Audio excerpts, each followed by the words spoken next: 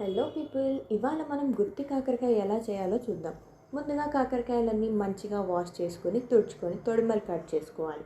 తర్వాత కాకరకాయల మధ్యలో చీలిక పెట్టుకొని పక్కన పెట్టుకోవాలి.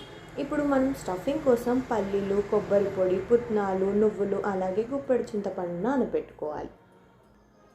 ఇప్పుడు స్టవ్ మీద గిన్నె పెట్టుకొని పల్లీలని వేయించుకోవాలి. తర్వాత నువ్వులు కూడా వేసి వేయించుకోవాలి.